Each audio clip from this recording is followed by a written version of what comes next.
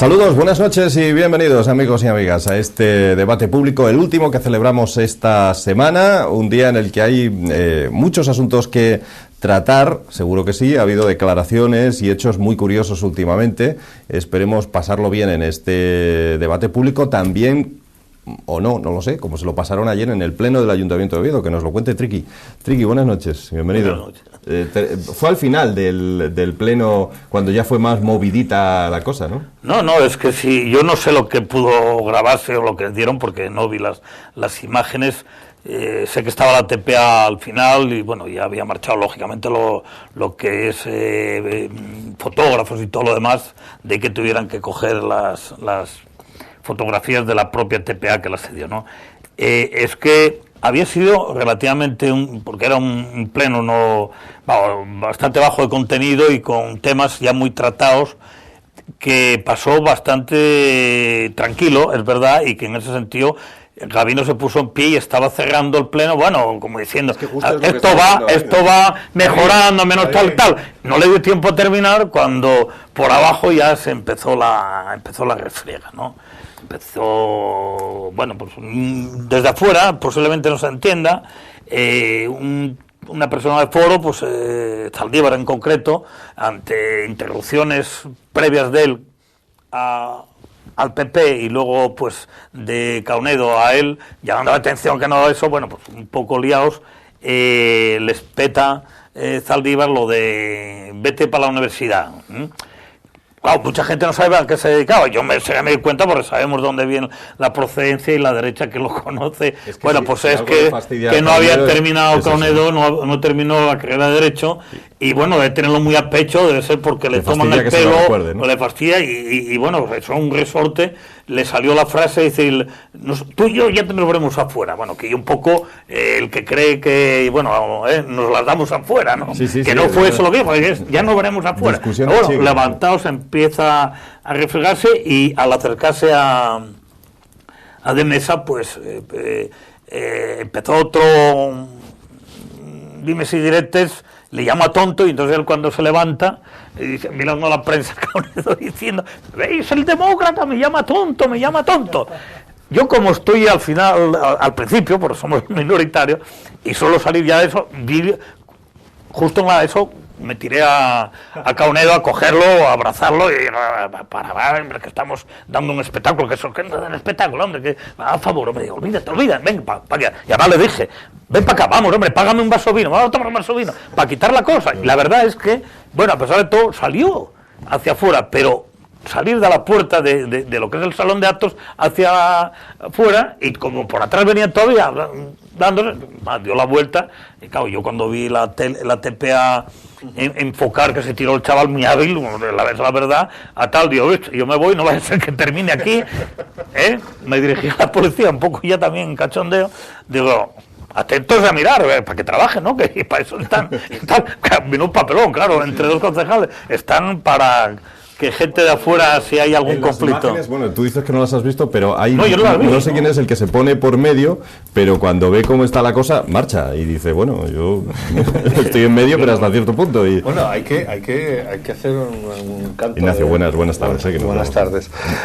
Hay que hacer un canto de alabanza a la labor de la TPA, porque todo esto lo sabemos, porque allí había un cámara de la TPA. Seguramente que si no, bueno, pues no hubiésemos conocido, digamos, con tanto detalle la secuencia de los hechos. Estado uno de Teleasturias que viejo trabajador. Aparte que la veteranía de Jorge le viene de Teleasturias porque trabajó aquí. Sí, claro. Quiere decir que haya medios de comunicación, es la suerte, ¿no? Lo que es lamentable. Que podamos conocer el comportamiento, ¿no? Bastante deterioro tenemos los que hacemos política y los grupos y los partidos políticos, la política en general, que a veces nos adapta a la propia realidad, pero bueno, como por hechos aislados, normal que la gente juzgue, pues bueno, es un triste espectáculo que yo creo que tendrían que saber resolver, porque no es la primera vez que se da algo parecido a otros niveles, en otro foro, junta de portavoces, y bueno, hay esas dos personas parecen ser bastante incompatibles y la verdad tienen que hacer un mea culpa y un moderarse, porque si no, cualquier día pues podemos ver algo. Yo no voy a decir que peligre la vida de nadie, como parece que se hicieron unas intervenciones, pero es decir, no me extraña que el espectáculo que se dio salga en todos los medios, esté por las redes, parece ser que yo no lo seguí, pero está por las redes a tope, que ya salió en El Gato ayer en Tallinn, en Teleeconomía, que salió en El Mundo, en el periódico, que salió parece ser en 24 horas en televisión ya, y que por las redes que voló eso. Claro, estos temas pues son muy propensos a manejarse y tal, y a popularizarse. Esto de que la noticia no es que un perro muerda a un hombre, sino al un perro, No, lo que pasa es que, vamos a ver, si es verdad que es, en fin, no se puede extender ni decir que esto es generalizado. Yo creo que eso no es el comportamiento, ni mucho menos habitual en un pleno de un ayuntamiento, ni en una cámara legislativa, en absoluto, ¿no? Pero sí es verdad que, en fin, no es el primer rifirrafe de estos. Y sí es verdad que yo creo que responde a una conflictividad, a un conflicto muy particular, muy específico que se está dando en Asturias, ¿no?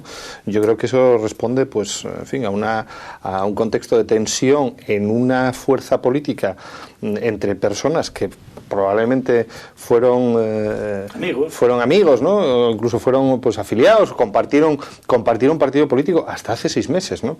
Y la manera en que eso se ha trasladado a las instituciones, y la manera en que eso se ha trasladado en cierta medida a la sociedad asturiana, aunque creo que mucho menos, pero desde luego a las instituciones, ese conflicto particular en una determinada fuerza política, en un determinado sector político asturiano, a mí eso me parece que es lo grave. Yo creo que eso de alguna manera vicia, ¿no?, la relación política general en Asturias, y no, yo digo que esto es un asunto que se sale de madre, ¿no?, y que excede cualquier límite y tal, pero sí es verdad que pone de manifiesto que por debajo hay un conflicto latente, un conflicto político latente entre un sector de político asturiano muy claro y muy determinado, y yo creo que eso está perjudicando el desarrollo de esta región clarísimamente. Hombre, ahí yo estoy de acuerdo con eso. Aquí el problema está, y algo hablábamos antes de empezar, bien, aquí ya pasó el 20N, y yo creo que quien más responsabilidad tiene en estos momentos en Asturias es la derecha, en tener que ponerse de acuerdo para mínimamente hacer gobernable esta región, y marcar unas políticas, y yo creo que están obligados, empezando primero por Cascos, que es el ganador, y por el propio PP, porque yo no sé qué alternativa al margen de esos dos partidos pudiera haber solvente, no la va a haber, porque cualquiera que coja un gobierno en una minoría ahí, pues estás al pairo también de que te peguen votos de censura o que te tiren el presupuesto, no lo saques, estaría en una situación tal. Yo creo que quien puede tener una mayoría efectiva y práctica es la derecha, es Cascos y con tal. Eso, claro, implica un Gijón que parece que está más fácil de llegar a un acuerdo de gobernabilidad en el ayuntamiento, sí. En Madrid apuran piezas, y en Oviedo sería más difícil, posiblemente. En Oviedo parece complicado, ¿no? Pero claro, es que Cascos y Gabino son dos piezas muy fuertes, muy duras para la derecha en esta región. Y vamos, que son, ahora mismo hay una enemistad clara y meridiana que dio lugar a que Cascos no esté aquí. Fue Gabino una parte fundamental. Evidentemente la más fundamental, diga lo que diga, fue Mariano Rajoy. Y hay que saber también que Mariano Rajoy y el propio Cascos nunca hubo no hubo feeling, ni en las mejores épocas. Por lo tanto, y hay desconfianza por el papel que podía jugar Cascos en lo que podía ser la derecha más dura, que, apoyados en un momento determinado por Jiménez de los Santos en la COPE a nivel nacional de aquella, y por el director de Mundo, Pedro J. Ramírez, pues, bueno, jugaron ahí un papel en aquellos momentos a debilitar a Rajoy, y eso le venía bien a íntimos como son, a Aguirre en Madrid, Cascos como futuro que pudiera venir y demás. Es decir, eso está ahí tirado. Ahora bien, hoy hay que gobernar este país, hay que gobernar esta región, y esas cosas no podrían marcar, y yo creo que también el PP a nivel de Madrid debe marcar pautas. Unas ya las marcó, por más que Gabino de Lorenzo quiera cogerse la medalla del nombramiento de Mercedes. No tuvo nada que ver. Mercedes y lo de Isidro Fernández Rozada directamente a la dirección de Madrid. Es decir, desplazado por absoluto a la dirección asturiana. Con ella ya no contaron. Ahora, siguiente paso, van a plasmar y desde afuera que tendrían que ayudar para la gobernabilidad de aquí, ¿va Cascos ser persona dútil sabiendo cómo es que... ¿Qué adjetivo? ¿Qué adjetivo? Que no, eso por él no pasa, a pesar de ser ingeniero de mina. La cirugía, la flexibilidad y la ductibilidad no va con él. Pues es que no, pero ahora bien, es que si no, la muerte de él también está anunciada. Yo creo que no tanto por los votos, es que claro, en Asturias la ilusión creada por él a nivel regional no tiene salida si no es gobernando, y gobernando no tiene salida si no es con PP. Y eso se exige, Asturias exige eso. Espera mucho, sí. Es que no puede estar, que va a estar 4 años sin presupuesto, sin una bronca de esto. Yo creo que Asturias está sufriendo un clarísimo prejuicio por esa división del Partido Popular, de esa fractura del Partido Popular hace 6 meses, ¿no? En algún momento se quiso en fin, demostrar que Foro era una cosa distinta del Partido Popular, o que, en fin, que era un partido que trascendía a lo que era puramente la derecha o el centro derecha asturiano. Yo creo que después de las elecciones del 20N las cosas han vuelto de alguna manera a su cauce, bastante a su cauce, y entonces yo creo que uno tiene que estar por encima de los conflictos personales, sobre todo cuando es gobierno. O sea, cuando uno está en la oposición o cuando uno tiene una posición minoritaria, vale, pero cuando uno es gobierno sabe que tiene que gobernar en función de los intereses de todos los asturianos, no en función de los intereses de tu fuerza política. El problema es que yo creo que durante 4 o 5 meses, es decir, desde mayo hasta el 20 de noviembre, hemos estado, en fin, ha estado supeditándose los intereses de la región, los intereses de Asturias, exclusivamente a los intereses de una fuerza política. Es decir, a lo que a ellos les interesaba cara a presentarse al 20N como esa alternativa al Partido Popular. En fin, se ha estado gobernando. A todo eso debería ser pasado. El problema es que transcurren los días. Yo creo que es gravísimo que una comunidad como Asturias no tenga presupuesto, pero es que no tenemos, ahora mismo, en fin, no sé si Triqui tiene algún dato más, pero es que ahora mismo no hay ni proyecto, ni propuesta de presupuesto, ni se ve que haya intención de negociar nada. Se han reunido con Izquierda Unida para presentarle no sé qué tipo de proyecto. Pero bueno, yo creo que no hay visos de acuerdo. Aquí la única forma de sacar una propuesta adelante medio coherente es que hubiese, es verdad que por lo menos el PP tiene programa, gustará más o gustará menos, es que llegara a un acuerdo ya y rápidamente se pusieran a trabajar sobre unos acuerdos mínimos de presupuestos para este año, salir como se pueda para el 2012, que va a ser un año malísimo todavía en este país, muy malo, todavía para empleo y para todo, y Asturias va a estar muy tocada, y a partir de ahí, bueno, pues 3 años que queden, no perderlos, porque es que si no, yo no sé qué salía ahí. Ayer sabíamos, por las noticias que salían, que en Asturias es la comunidad autónoma de toda España más dependiente del presupuesto público. Es decir, el 55% del PIB asturiano depende del presupuesto público. Que va a quedar muy tocado, ¿eh? Y evidentemente, si no tienes un presupuesto, si no tienes unos proyectos de inversión, si no hay un horizonte claro de por dónde va a discurrir, ya digo, la actividad pública, pues está afectado la mayor parte del Producto Interior Bruto asturiano. O sea, los presupuestos así. La actividad económica. Si no sabes las previsiones no, pero a ver, cuidado, las grandes previsiones, las grandes líneas con las cuales se tendría que hacer el presupuesto en Asturias, ya las conocen, y las conocen desde la reunión del Consejo de Política Fiscal y Financiera del mes de julio. Esto de decir, oiga, es que las previsiones son cambiantes, van cambiando, que me digan las de ahora. Bueno, pues si las de ahora a lo mejor no valen dentro de 15 días. Pero para hacer un presupuesto, ahora mismo además, cuando prácticamente sabes cómo va la ejecución presupuestaria del ejercicio, o sea, que sabes prácticamente el dinero con que vas a tener y los gastos, o sea, es que es clarísimo, joder. El problema es que para sacar una presupuesto hay que saber que se van a aprobar. Claro, para saber que se van a aprobar, previamente tienes que tener la voluntad clara, porque no hay diferencias sustanciales para nada entre el Foro y el PP para hacer un tema de política. Sí. Otra cosa es que si lo que está o subyace fundamentalmente en Cascos es la vendetta de ahora os vais a enterar porque vosotros pusisteis vuestros chiringuitos y os voy a desmantelar vuestros chiringuitos.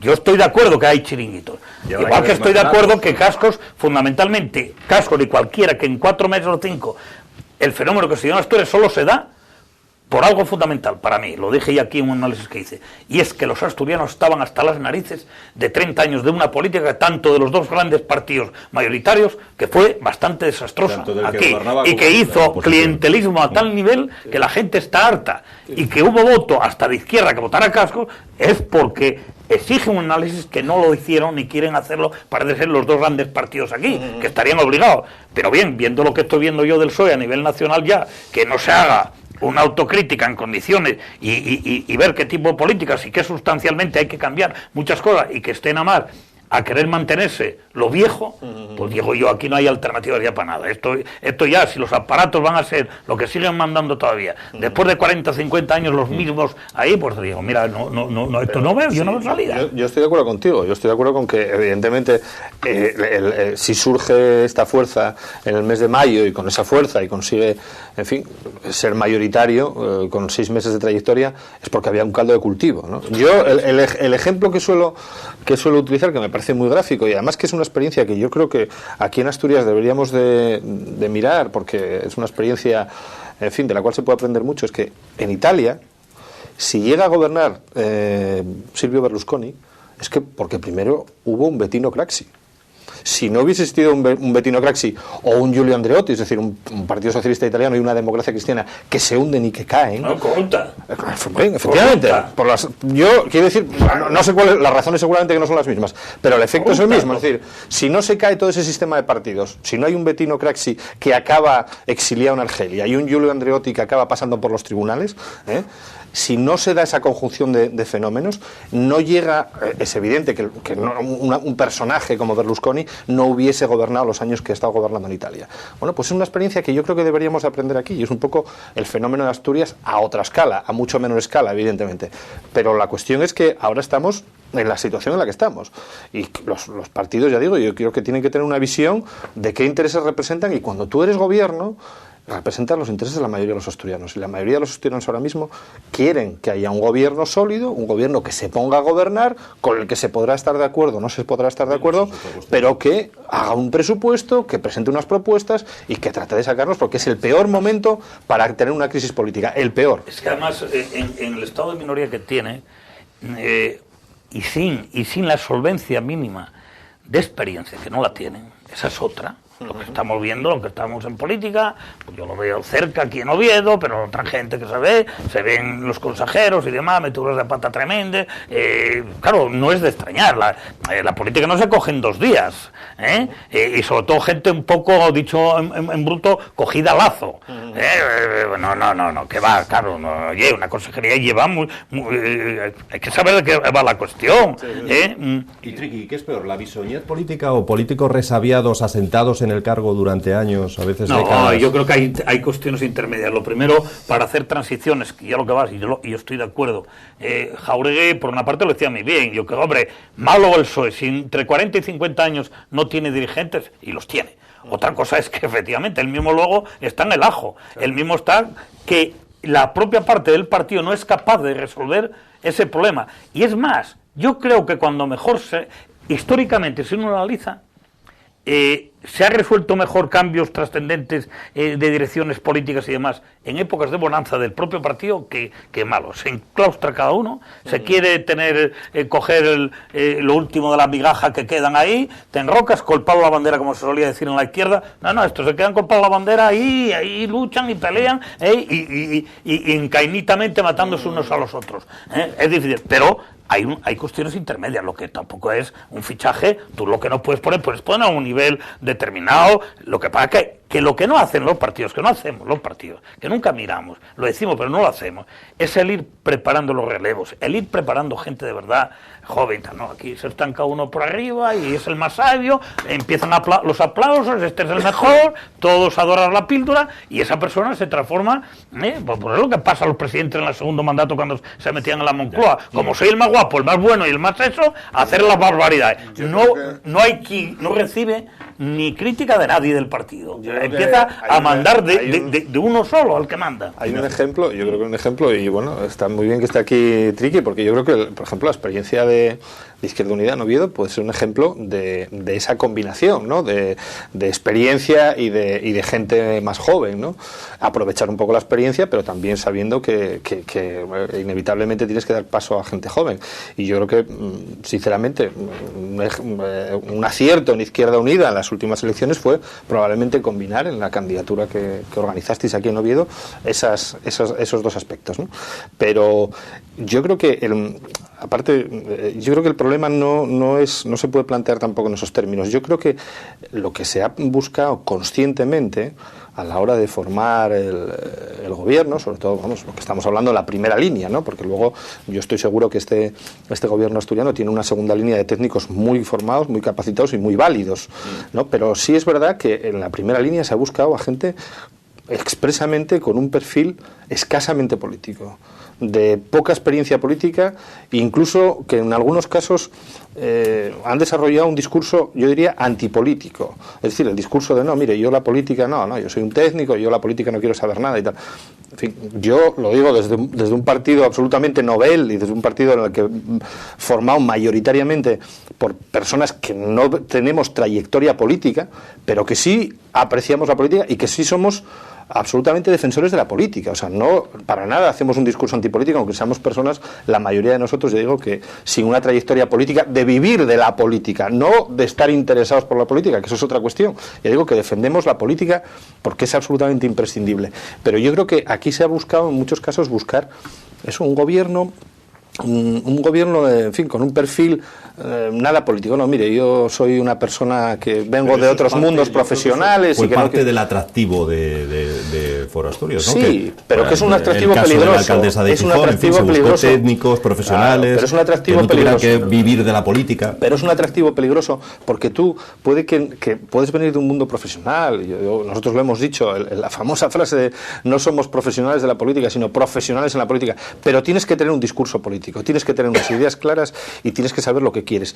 Y tienes que entender de las materias de las que vas a hablar. O sea, tú no puedes estar en una consejería de servicios sociales y no saber lo que es la ley de dependencia ni qué problemas tiene la ley de dependencia. O tienes que estar en la consejería de obras públicas y tienes que saber lo que es la licitación de una carretera, no ser un experto en medios de comunicación, por ejemplo, ¿no? O sea, quiero decir, tienes que tener conocimiento de las materias y tener un discurso para ese área. Tú tienes que tener discurso político, saber cuáles son los objetivos que vas a buscar y con qué medios lo vas a hacer. No tiene por qué, ya digo, ser una persona de larguísima trayectoria, ¿no? Al contrario, viene muy bien que se vayan renovando los equipos, ¿no? Pero bueno, ¿queréis que cambiemos de asunto? Porque así hablamos de otros temas. Está muy candente la noticia de la posibilidad de sacar los restos de Franco de el Valle de los Caídos. Hoy, Triqui, su compañero Llamazares, ha propuesto una acuestación pública para pagar el traslado del cadáver de Franco a otro sitio. ¿Usted está dispuesto a yo también? No sé quién aprobó eso, ni lo aprobó, pero Gaspar Llamazares dijo más cosas al lado. Yo voy a ir al fondo. A mí no me gustó para nada la forma en que se vendió la ley de memoria histórica. A mí me parece que el PSOE, en tantas cosas de Zapatero, actuó más poniendo trapos rojos para no hacer una política de izquierdas, claramente. Y como no tuvo valor, pues hacía trapicheos de ese tipo, sin creer en ellos, y es algo que quedó ahí tirado de mala manera, muerto y demás. Yo creo que eso tenía que haber entrado dentro de un paquete serio. Yo creo que en toda Europa está claro que las dictaduras y los dictadores fueron quitados. Bueno, oye, que da Rusia todavía hay alguno por ahí medio suelto todavía, pero bueno, no es ejemplo, ¿no? O sea, no puede ser ejemplo. Y lo que fue un dictador, que esté en ese mausoleo, pues no lo veo claro para nada, en absoluto. Ahora bien, ¿qué pasa? Claro, que la propuesta de estas, otra vez más otro señuelo, ¿no quieres mojarte tú? Entonces busco una de técnicos, de sabios, que yo no sé quién están ahí detrás, qué sabios para ver esto. Si es una decisión política, claramente, ahí está un dictador, claramente, al lado de cantidad de republicanos que murieron, asesinados, matados, etcétera, etcétera, y eso hay que dar un vuelco, y para dar un vuelco, que es el único dictador que se plantea. que no es en muerte como José Antonio, que murió de una causa de la derecha o de la izquierda, no estamos hablando de eso. No, el finalista se haya metido ahí y eso hay que sacarlo. Bueno, pues hay un gran problema porque todavía aquí la Iglesia sigue mandando la intemerata, porque aquí la banca para otras cosas sigue mandando la intemerata. ¿Debe sacarse o no? Yo creo que sí, claramente. ¿Qué pinta ahí? ¿Y quién lo paga eso? ¿Cómo que quién lo paga? Lo pagan los presupuestos del Estado para sacarlo fuera. ¿Qué cuesta eso? Pero, a ver... ¿Qué cuesta vamos eso? A ver. Estamos hablando... vamos a ver. Pero para terminar, sí. Lo que plantea el PSOE como tantas cosas son señuelos a tirar ahí para no querer resolver, para perder tiempo, para hacer no sé qué, porque no creen nada de eso. Eso es lo peor para mí. Y vuelvo a decir, es una vergüenza y es vergonzosa la ley de la memoria histórica, tal como se planteó. Se quiso, pero no se quiso. Y la prueba es cómo está anunciado. No se llama ni así. Se luego que darle el nombre ese, pero es que no se llama así. Si la ley 4 renglones, vamos, de vergüenza ya en la propia ley. Bueno, un invento más del PSOE para no querer entrar en el fondo, coño. Es que me indigno yo con estas políticas del PSOE cuando va de izquierda para engañar a los de izquierda. Es peor que la derecha en ese sentido. A ver, lo primero, hombre, lo de la ley de memoria histórica, yo creo que es que como su propio nombre indica, es un concepto que no existe, ¿no? La memoria es particular, es individual, cada uno tenemos nuestra memoria, cada español tiene su memoria, y la historia es una cuestión científica que deben de hacer los historiadores, ¿no? O sea, que hacer una ley para establecer una memoria colectiva es un poco complicado, ¿no? En cuanto a esta cuestión del Valle de los Caídos, yo, claro, primero, me parece que es, como tú decías, un señuelo, ¿no? Que ahora mismo no es un asunto prioritario, ni sentido mayoritariamente por la gente, ni era un asunto que estaba en la mente, yo creo que de nadie. Era un asunto absolutamente olvidado y enterrado, y mejor dicho, en este caso lo de enterrado que nunca, ¿no? Con lo cual, no sé a qué viene sacar este asunto ahora, que me parece que ya digo que no forma parte de las prioridades de nadie, o de casi nadie, ¿no? Dicho esto, si algo puede ser el Valle de los Caídos, y yo estoy de acuerdo con eso, sería pues un memorial, un recordatorio de las víctimas de esta guerra civil, de los dos bandos, que además fue con la intención con la que supuestamente en principio nació, ¿no? No lo puede estar el cadáver del dictador ahí metido. Espera, no acabé el argumento. Déjame acabar. Ahí hay enterrados víctimas de los dos bandos, claro. Y con esa intención se hizo, y a mí me parece muy bien que eso acabe convirtiéndose, pues eso, en un memorial de todos, ¿no? Porque el problema es que cuando hablamos de las víctimas, yo creo que las víctimas tienen que ser de todos, ¿no? O sea, en fin, las víctimas por ejemplo, de la placa que había en la iglesiona de Gijón, de los fusilados en esa iglesia, yo creo que deberían de ser sentidos por todos, ¿no? Por la izquierda y por la derecha, y los del cementerio civil de la Tapia del Sucu de Ceares también. El debate, yo creo que sí, el debate sí está ahí si lo ponemos en sus justos términos. Y es que, vuelvo a decir, me parece correcto que eso se convierta en un memorial de las víctimas de la guerra civil, de todas, que deben ser de todos, ¿no? El asunto de Franco, la tumba de Franco, yo creo que a mí me parece un asunto bastante menor. Primero, no podemos olvidar que está en el ámbito de un espacio religioso que pertenece a la Iglesia Católica, querámoslo o no. Está en el ámbito de una basílica religiosa y pertenece a la Iglesia Católica, y está enterrado en ese espacio específico que es de la Iglesia Católica. Si queremos, lleguemos a un acuerdo con la Iglesia Católica, desacralicemos todo aquello, como se hizo en muchos otros sitios que se han desacralizado. Yo ponía el ejemplo ahora, por ejemplo, de la placa que existía en la iglesiona de Gijón y que se retiró, de acuerdo con la Iglesia, donde estaban nombrados las personas que habían estado sufriendo prisión allí y que se habían fusilado, y no creo que haya habido ningún problema con la Iglesia, si se plantean las cosas de forma correcta. A mí lo de... dinero. Con dinero no. Yo creo que esto no es un asunto de dinero. A mí no me parece que es un asunto de dinero. Yo creo que sí.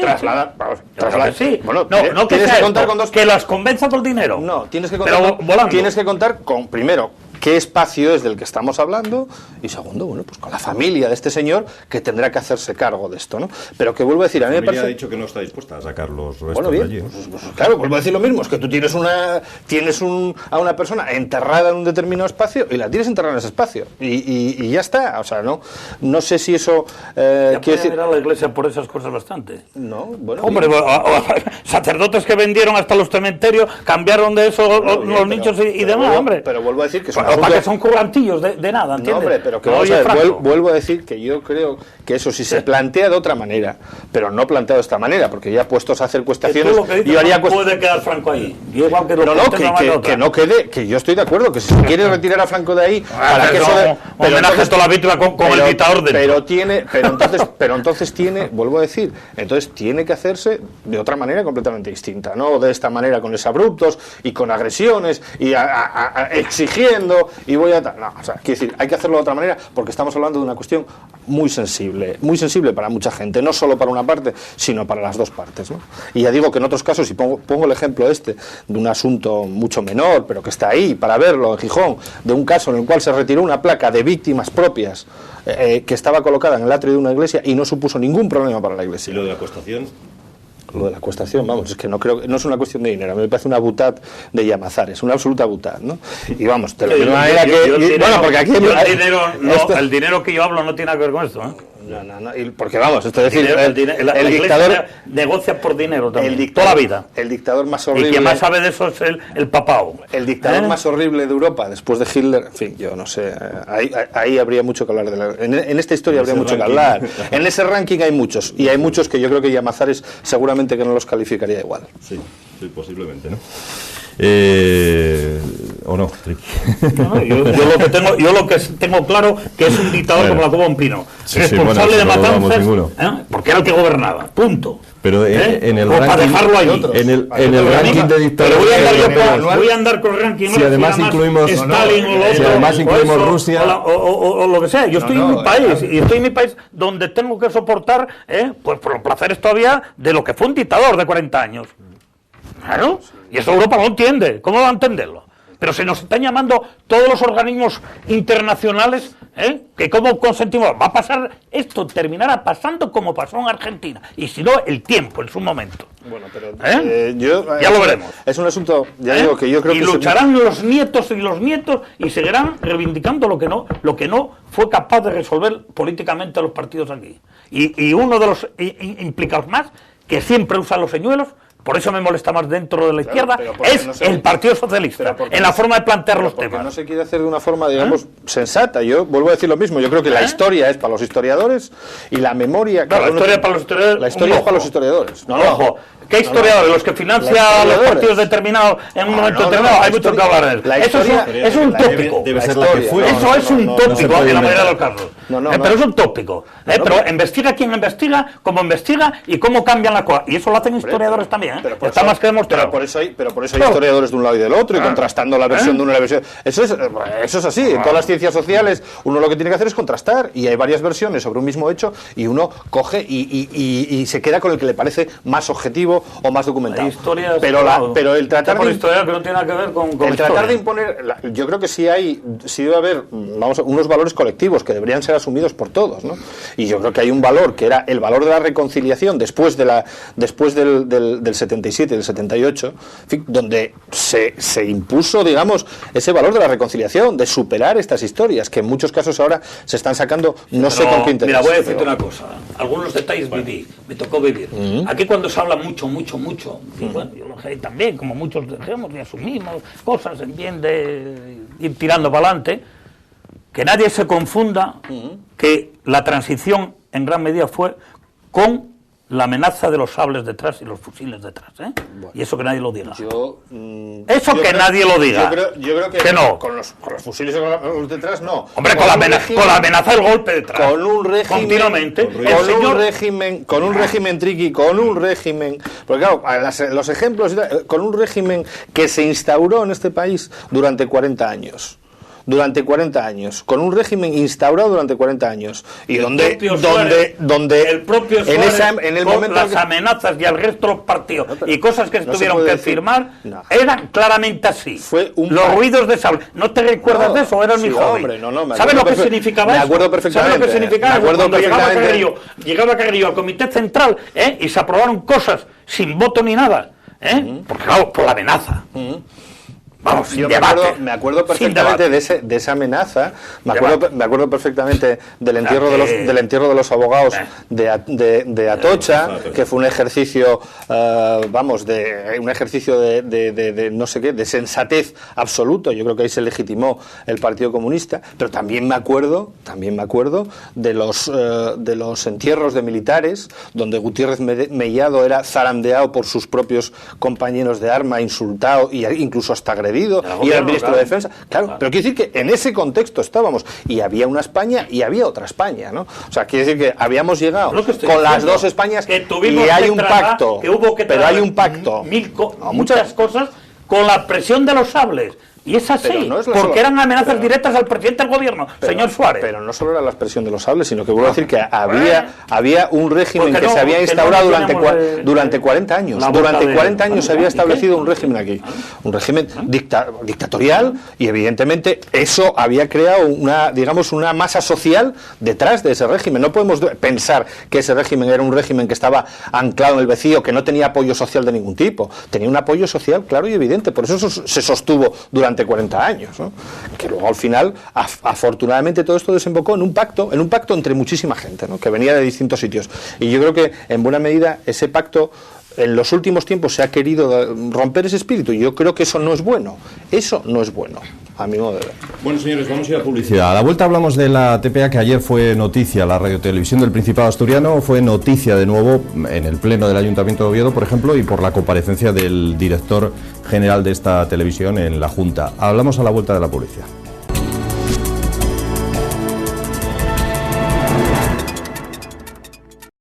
Aquí estamos de nuevo con todos ustedes, hablando de la radiotelevisión del Principado, porque ayer comparecía el director general de este ente en la Junta y decía, entre otras cosas, que están al borde del cierre por los impagos del gobierno, denunciaba él.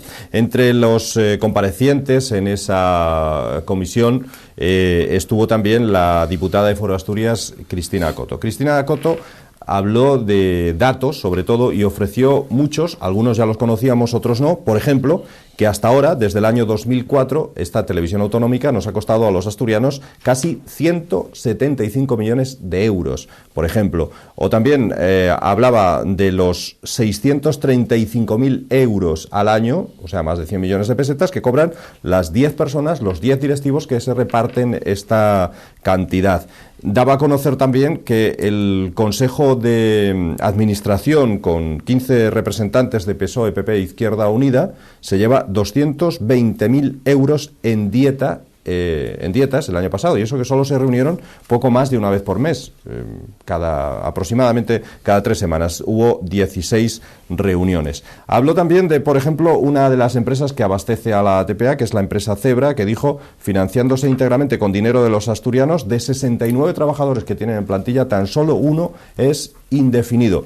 Y por último, habló del funcionamiento de la TPA, considera que tiene un absoluto trato de privilegio denunciado por la Sindicatura de Cuentas del año 2006. Y yo me pregunto ahora qué es lo que queréis decir sobre este asunto. Vuelvo a insistir una vez más cuando hablo de este tema tan delicado, para mí y para esta casa lo es, un tema delicado porque muchos de los que están allí fueron compañeros y son amigos, nos encontramos todavía por la calle. Y salvamos una vez más, que desde luego nadie quiere aquí, yo por lo menos no firmo ningún documento para que desaparezca la TPA ni para que ellos se queden sin empleo. Otra cosa diferente es la gestión, los directivos, el modelo que queramos implantar. Por cierto, no hay que olvidar que son 4,5 millones, se reconoció ayer, 4,5 millones por la Fórmula 1 y por el fútbol, y que esos 4,5 millones han servido para crear 40 puestos de empleo, como mucho, si es que llegan a 40, ¿no? Nos sale una división de, creo que eché la cuenta por aquí, algo más de 112.000 euros por puesto de empleo, que no está mal como inversión. Bueno, yo como no cambié mi posición nunca, al margen de la que tiene del partido, yo tuve toda la vida en contra de las televisiones autonómicas, completamente, y dije que eran las televisiones del político de turno. Me daba igual el vasco que el pleno de ayer Izquierda Unida vamos por parte, déjame hablar a mí. Las posiciones mías no me las das tú, ni me las da nadie. Otra cosa es cuando crees una cosa y luego ya tienes una situación distinta. Esa fue, y sigo creyendo que fue que esa era la mejor política. Efectivamente no se hizo esa y se plantea una TPA, se plantea machacar otras que no interesaba al presidente de turno, el señor Areces, en aquellos momentos, porque había pluralidad y por lo tanto esta era la mansa para dar y tal. Claro, luego creas el aparataje y creas el empleo, y luego tienes los empleos ahí metidos, ¿no? Y creas un problema, que es un problema que es el que ahora está encima de la mesa. A mí me parece que al final no se puede entrar tampoco como el señor Casco sin decir exactamente qué plantea claramente, porque yo tengo claro que ahora, una vez que existe, hay que replanteárselo, que no puede seguir existiendo como está. Por ejemplo, yo nunca entendí que en mi casa, en un mando, tenga a Alonso por aquí y Alonso por aquí, tenga el fútbol por aquí y el fútbol por aquí. Bien, todos sabemos que eso es un truco que se hizo por un diario para salvar, también para salvar. Un aplauso más al señor Arece. Y alguien se hizo muchos negocios con eso. Todos saben que cantidad de empresas que están pagando sueldos miserables, en condiciones miserables, mientras grandes directivos ganándose mucho y teniendo tal. Bien, yo lo que sí creo, y ayer la resolución, que además la planteó Izquierda Unida de Oviedo, lo que plantea claramente es, en el fondo, algo que yo lo estoy diciendo aquí. Una vez que hay un problema ya, que ya lo creaste, que se creó, está ahí, implica mucho empleo, hay que replantearse qué TPA podemos tener, nos podemos permitir los asturianos, qué gestión hay que llevar, ahí hay gestión muy mala, qué podemos hacer y cómo hay que recortar cosas que no, por decir dos partidas, nadie puede entender que se esté dando con dos botones teniendo eso. Que, hombre, no me lo explique usted ni por aquí ni por allá, que eso no tiene ni pies ni cabeza. Por lo tanto, eso hay que renegociarlo y negociar también teniendo en cuenta los comités de empresa y la Junta, porque al final es pública, ¿no? Es de gestión, es un gobierno y el gobierno está en mayoría. Bien, Cascos lo que hizo, muy dado él a ese tipo de políticas, entro en avalancha, llevo por medio, quito los medios, caen 1000 cosas y una vez que cayeron 1000 cosas, bueno, ¿qué lo quiere? ¿Privatizar? Yo no lo sé. ¿Está detrás alguien, algún amigo también? Porque Cascos también tiene amigos, no solo tiene amigos Gabino, tiene Gabino, tuvo él, los tiene él, los tuvo el PSOE, muchos tiene Areces, mucho chiringo en Asturias montado, amigos por todas partes. Amigos por todas partes, y se hacen negocios por todas partes. En definitiva, yo creo que eso ahora, tal como está la situación, tiene que haber un nuevo replanteamiento, tratar, a ver, los empleos que se puedan mantener, porque además ahí hay que acompañarlo de algo que venimos reivindicando, yo por lo menos lo reivindiqué siempre. Por ejemplo, el resto de las licencias que se dieron a los amiguetes, que no las cogió nadie, la Nueva España, el otro, el de la moto, de tal, se ponga en funcionamiento para crear empleo de gente que está ahí, retorne a sitios o pueda estar en otro sitio, porque ahí hay gente que estaba aquí en esta casa, por ejemplo, ¿no? Donde se machacó porque era democrática, porque había pluralidad en el debate, y la prueba es que se veía, esta televisión se veía en toda Asturias, y él sabía que, claro, ¿cómo robo yo Teleasturias? Y Teleasturias, para todo el mundo aquí, ¿a quién era? Esta casa, dice, tengo que machacarla para hacerla, ¿no? ¿Qué pasa también? Bueno, la COPE, ¿por qué triunfa el programa de la COPE? Por la pluralidad. No por mí, por este, por el otro, no, porque ahí estaban de todos los partidos políticos y ahí no se iba a aplaudir. Claro, los debates públicos que yo vi en la TPA, vergüenza ajena, por favor. Oye, todos del mismo color, ¿para qué? ¿Usted qué van a hacer? Claro, eso no le interesaba a nadie, porque la gente tampoco es tonta y cuando interesa ver contrastar. Yo lo que creo y lo eso, y no creo que pase ahora, yo no creo que Cascos sea tan atrevido como pensar que la va a cepillar, anular, ¿no? Yo creo que no. ¿Va a reducirla? Yo creo que sí. ¿O puede privatizarla? A eso sí puede. Yo creo que la TPA va a seguir existiendo. Yo creo que la estrategia es muy clara desde el principio, ¿no? Es reducirla a escombros.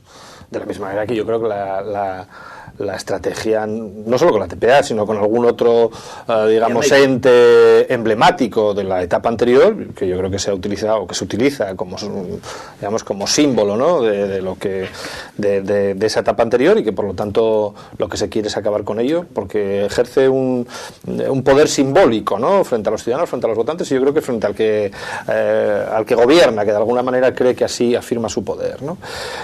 Vamos a ver, el problema de todo esto es introducir un poco de racionalidad, lo decías tú un poco. Yo lo he dicho siempre, lo dije en campaña electoral, no solo en esta, sino en la campaña electoral de mayo, ¿no? Nosotros somos partidarios de suprimir, pero no la TPA, todas las televisiones autonómicas. Si tuviésemos, sí, por eso digo, pero bueno, yo lo dije como persona física, como candidato y como partido. Incluso nosotros elaboramos un documento hace un par de años que se denominaba el costo del Estado autonómico, y en el cual hablábamos de cuál era la deuda que tenían, estoy hablando de datos del año 2009, el conjunto de las televisiones autonómicas en aquel momento. Y estábamos hablando de 1.800 millones de euros. Las televisiones públicas autonómicas, ¿no? Todas, lo cual nos parecía un absoluto dislate y un absoluto disparate, y nosotros decíamos que era un lujo que España no se podía permitir, ¿no? Que España no se podía permitir eso, y en eso entraba también la TPA. Nos parecía un disparate lo que se pagó por la Fórmula 1, lo que se pagó por los partidos de la Liga y tal, que creíamos que no cumplía ninguna función de servicio público ese gasto. Esa información estaba accesible para los asturianos ya por otros canales, y por lo tanto no entendíamos qué sentido tenía duplicar eso, y lo criticamos en su momento. Dicho esto, lo que hay que hacer es, cuando tú llegas y tienes estas opciones, plantear cuál es tu modelo. Si es el de privatizar, pues hacer una ley. Primero, claro, evidentemente tienes que cambiar la legislación en el ámbito nacional, porque ahora mismo hay la que hay, y por lo tanto son lo que tienes que contar. Tú lo que no puedes hacer es llegar y decir, bueno, porque este es mi criterio, lo que hago es incumplir la ley. Y lo que se ha hecho ha sido eso, es incumplir la ley de presupuestos, incumplir las obligaciones que tenía de transferencia de una serie de fondos. Y a mí me parece que actuar por la vía de hecho, que es algo que yo creo que un gobernante no se puede permitir nunca, actuar por la vía de hecho, llevar a cabo sus propuestas políticas por A, por B, por C o por como sea, por encima de todo, yo digo, saltándonos la normativa, saltándonos la legislación, y sobre todo saltándonos los derechos de unos trabajadores que han hecho su trabajo y que tienen derecho a cobrar por ese trabajo. No me vale que se diga, no, oiga, miren, nosotros pagamos exclusivamente a los trabajadores de la TPA. No, la TPA, sabe todo el mundo perfectamente que gran parte de su actividad la tiene externalizada, la tiene contratada con terceras empresas que tienen derecho al cobro, y que esos trabajadores de esas empresas tienen derecho a cobrar por el trabajo que han estado haciendo durante 6 meses, que no reciben fondos. A mí eso me parece un principio básico. No me vale decir, oiga, no, mire, es que como usted trabaja en un ente, en un que yo pretendo cerrar o pretendo suprimir, pues ya desde ahora no le pago, porque además esos compromisos va a haber que cumplirlos. O sea, legalmente los va a haber que cumplir, va a haber que pagarlos en su momento, con intereses y haciendo... No, para cumplirlo no. Después del escombro los cumple. Después del escombro, bien, pero no solo los de la TPA, las empresas, eso pagará, llegará el dinero. Después del escombro. Hasta el 31 de diciembre. El problema está a partir de 1 de enero. Y luego, como el día de la Lotería Nacional, al margen de lo que dijese usando el número 6.300 que tanto usó a los de Foro, que los Foros como no tienen maldad política ni nada, pues se quedan allí, sin saber lo que decir.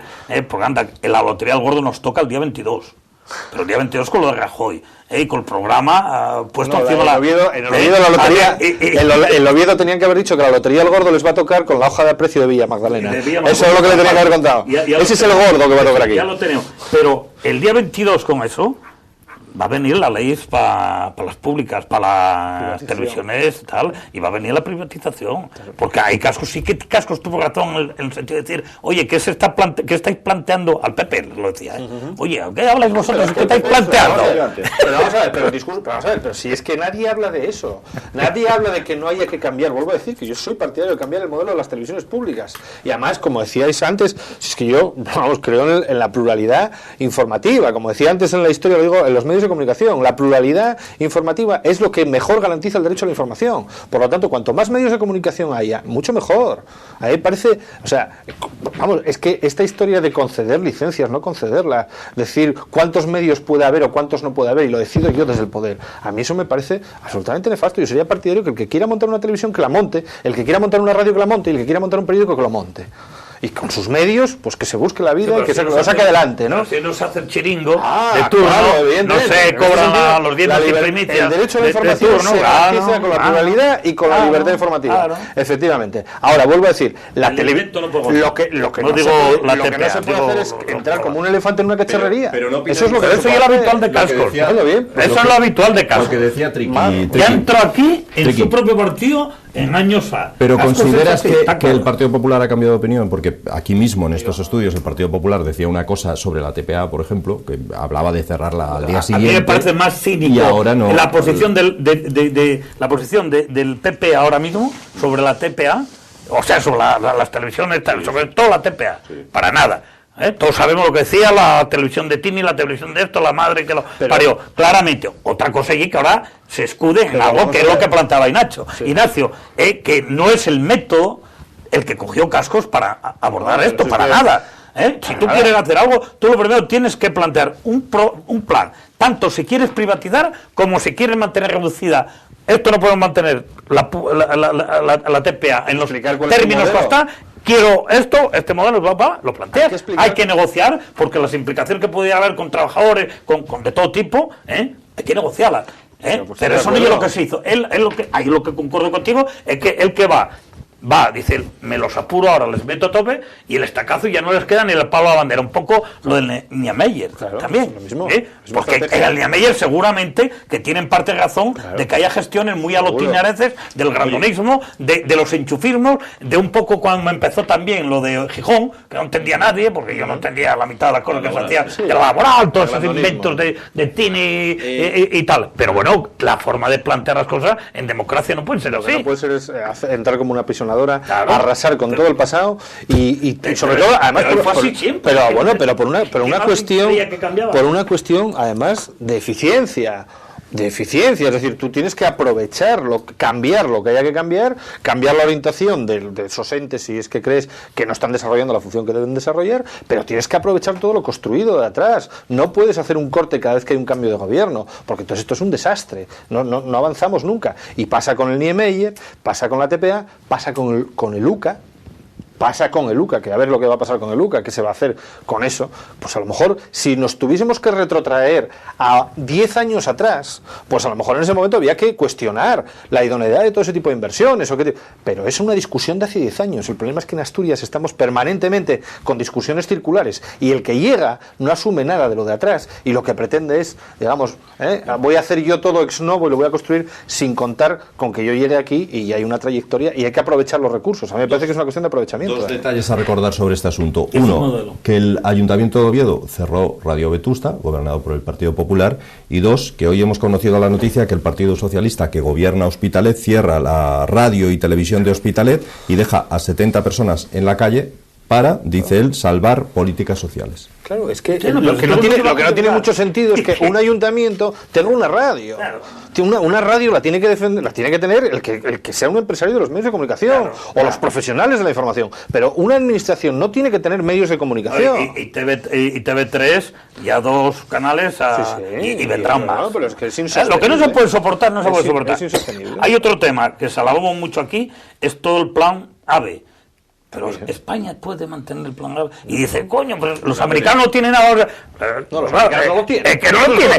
Claro, es que nosotros aquí nos pusimos zapatos de 200 euros, queremos poner zapatos de 200 euros, bombín de no sé cuánto, y el país no da para eso. Conectar todas las capitales. Claro, y el país no da para eso. Y luego llega el momento, ¿financiación de qué? Era entre Toledo y Ciudad Real o algo así, o Toledo y Cuenca. Había AVE entre Toledo y Cuenca que no utilizaban ni 10 personas al día. Bueno, y el aeropuerto, un aeropuerto sin viajeros, o sea.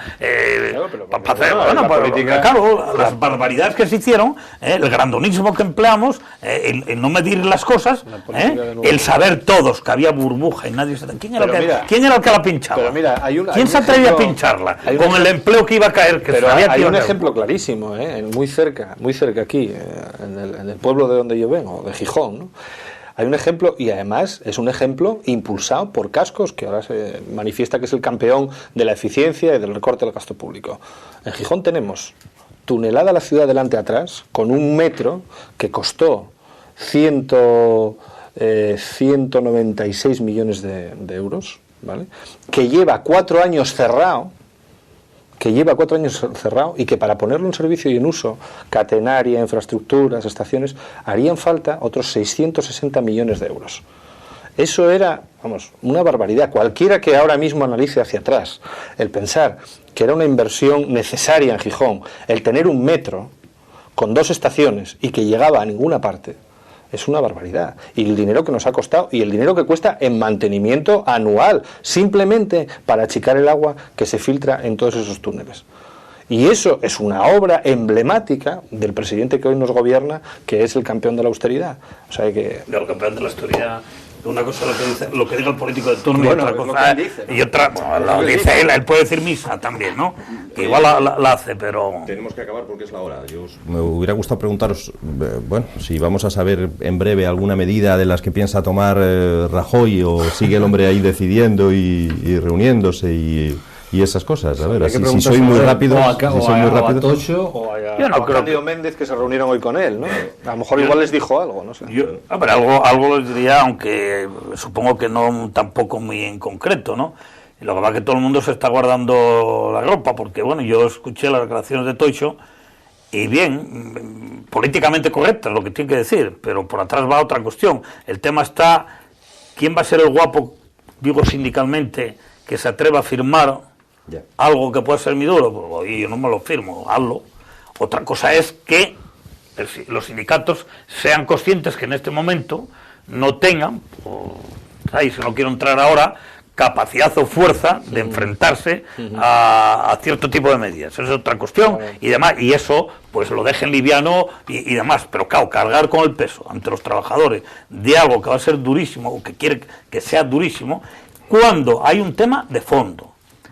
Yo veo de todo tipo. Es falso que resolvamos el problema de este país por tema de reformas laborales, la que sea. Mentira. Bueno, mentira. Habría mucho que hablar respecto a eso. A mí me gustaría saber cuál es la razón, según tú, cuál es la razón de que nosotros, si son datos del día de hoy, seamos los campeones del paro de Europa, dupliquemos la tasa de paro, dupliquemos la media de la tasa de paro y... No me hables de... falta ser un artista. El modelo productivo. El modelo productivo, clarísimo. Pero vamos a ver... ¿Qué coño tuvimos? ¿Crecimiento de empleo en qué? Algo que era ficticio, en una burbuja. En el modelo productivo que teníamos, ni siquiera en el modelo productivo anterior, llegamos a equipararnos en tasas de paro a la tasa de paro europea. Ni siquiera cuando aquí creábamos no sé cuántos puestos de trabajo, ¿no? O sea que algún defecto hay. Y no solo eso, sino... Y la tasa de paro juvenil... vamos, el 50%. Sí. Eso, vamos, en Alemania no llega ni al 7 ni al 8%. Ni en Alemania... Pero vamos, estamos... Ya te hablaré yo de los modelos empresariales.